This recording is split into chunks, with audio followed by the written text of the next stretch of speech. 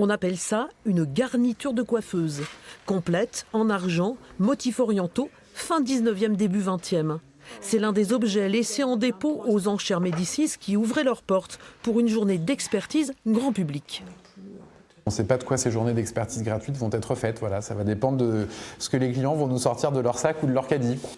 Des experts de chez Christie's, des spécialistes bijoux ou art asiatique, les clients en tout cas poussent la porte, comme ce couple qui souhaite vendre des meubles en bois, une volonté qui se transforme parfois en miroir aux alouettes. C'est un meuble que je vous conseille de conserver parce que soit on ne le vendra pas, soit on le vendra tellement mal que ça ne vaut vraiment pas le coup de le vendre. Peut-être une centaine d'euros. Oh, c'est pas vrai. Voilà. Ce client, quant à lui, vend des lithographies de Picasso dont il a apporté les certificats d'authenticité.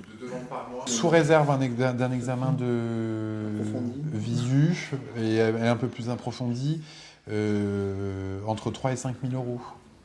Je ne sais pas à qui m'adresser pour vendre ce genre de choses, je veux dire, hormis, alors voilà, j'ai pensé à une salle des ventes, tester un petit peu pour voir si ça vaut le coup de les vendre ou pas, quoi.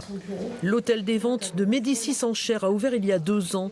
Il organise une trentaine de ventes par an avec une expertise particulière sur la mode maroquinerie et les bijoux, car les enchères attirent de nouveaux clients.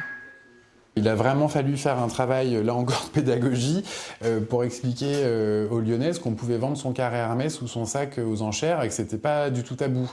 On me disait, mais comment est-ce qu'on peut vendre un carré Hermès? C'est tellement personnel. Ben oui, mais votre personnel à vous, il sera peut-être le personnel de quelqu'un d'autre. Donc nous, on est vraiment des passeurs d'histoires, des passeurs d'objets. C'est pas une grosse... Marie-Claude, quant à elle, repartira avec une grande partie de ses objets de famille. Voilà.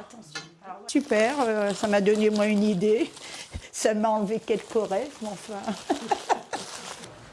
Ici, on apprend que la valeur mémorielle a parfois plus de prix que n'importe quelle enchère.